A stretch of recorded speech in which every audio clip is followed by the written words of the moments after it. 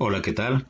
Les saluda Alejandro Ríos y es un placer para mí compartir con ustedes esta exploración sobre el estudio de funcionamiento elemental básico de un generador de corriente alterna, ¿sí?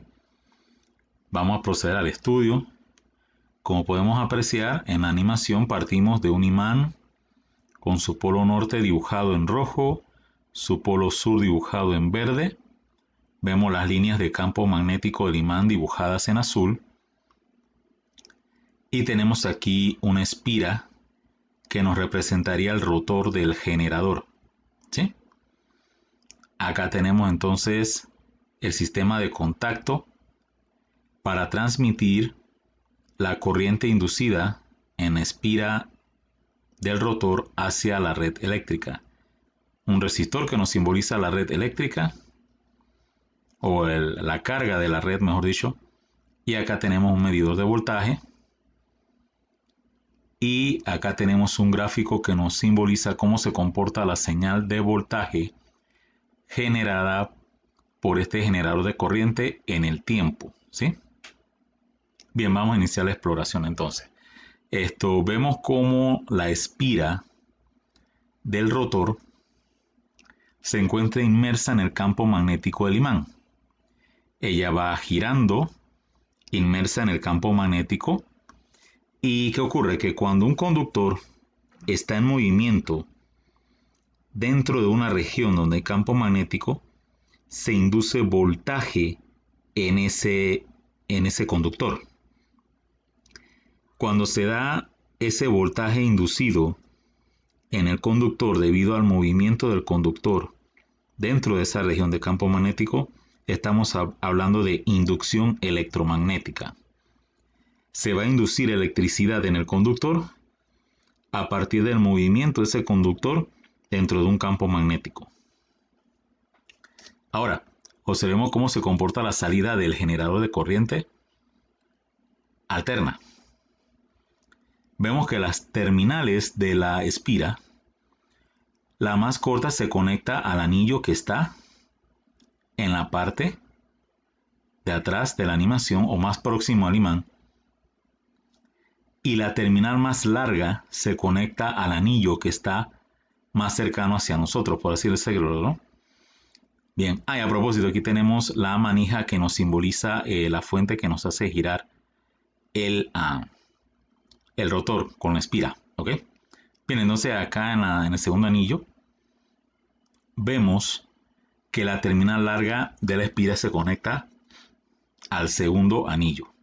Y a su vez esos anillos son quienes nos ponen en contacto la señal de voltaje generado con la carga que sería el resistor que tenemos aquí ilustrado, ¿no? En gris.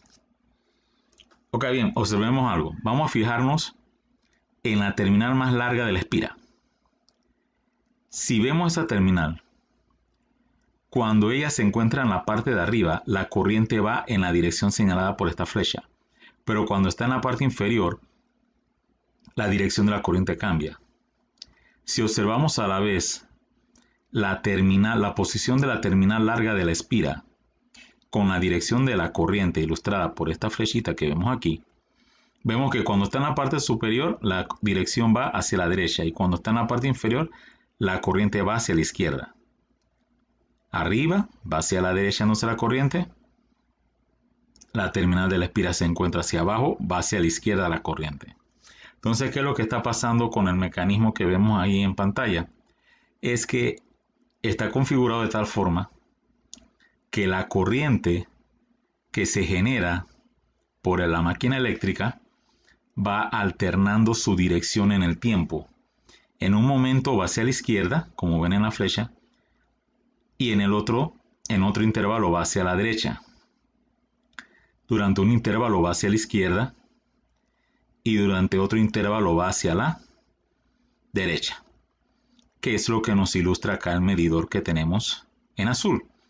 Ven que la aguja se mueve de un sentido y después se mueve en otro. La aguja se mueve en un sentido y después se mueve en otro sentido.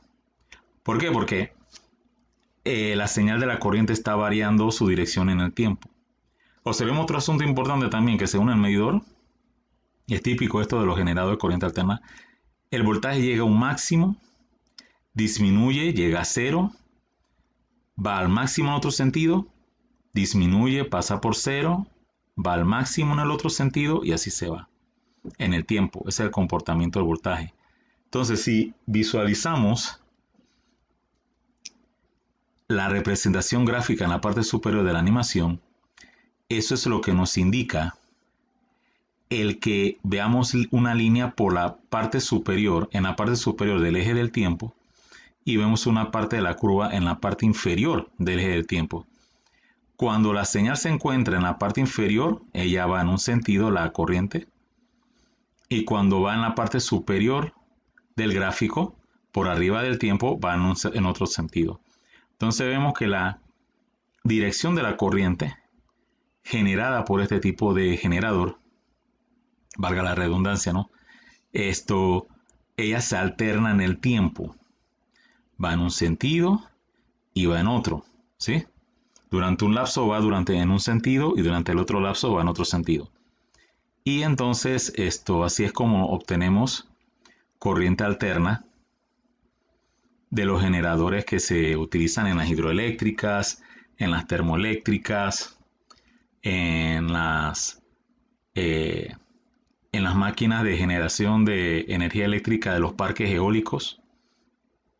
Ellos nos generan este tipo de corriente, una corriente que va en un sentido y después viaja en otro sentido, ¿sí? Entonces, bueno, esto es lo que quería compartir con ustedes sobre los generadores de corriente alterna. Espero les haya gustado la animación, la exploración, y bueno, que estén bien. Saludos.